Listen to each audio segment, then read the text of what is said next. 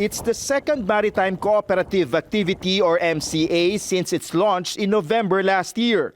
Philippine and U.S. Navy ships initially had planned not only on sailing together in the West Philippine Sea, but also holding joint drills. These included gunnery exercises to test their ships' weapon systems. But most of the drills were called off at the last minute. Sa sudden changes, hindi namin na-schedule na lahat. Suddenly may mga adjustment, may mga hindi ma-perform because of some exigency.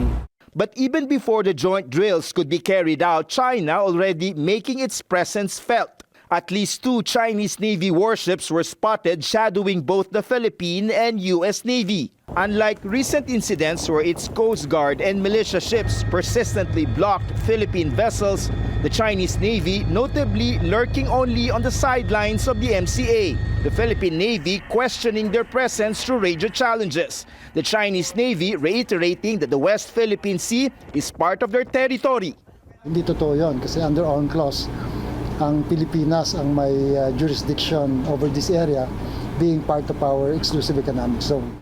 More radio exchanges among Navy ships on the second day of the MCA. From the sound of it, the vast ocean seems too small to accommodate the ships of the Philippines, US, and China as they snake their way into what seemed to be a common sailing direction. Philippine warship 15, this is Chinese Navy warship 570, over. To Chinese warship 570, this is Philippine Navy patrol ship 15. We are altering our course to starboard. We will be passing through your astern. This is Chinese Navy warship 570. I alter my course to port side. Next course 250. I keep a safe distance of the motor vessel on my starboard, on my port side. This is U.S. warship 59. Roger. Understand. Port to port. Over.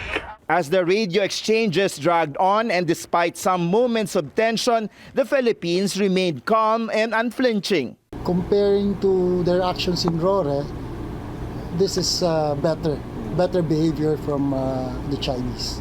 The Chinese state media had earlier reported Beijing will counter the MCA with its own patrols in an unspecified area of the South China Sea.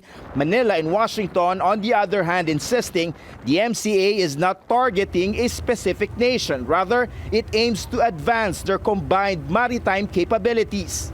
They add they oppose any form of escalation and advocate peaceful resolution of conflicts. Manila, however, standing firm it would respond to any aggression to protect its personnel and citizens.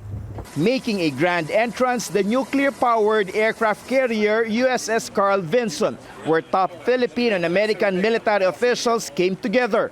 From the Philippine warships, their officials were flown aboard the USS Carl Vinson through the Philippine Navy choppers. Here, the U.S. Navy showed off its readiness and capabilities while reaffirming its commitment to strengthening interoperability and its defense alliance with its longtime ally.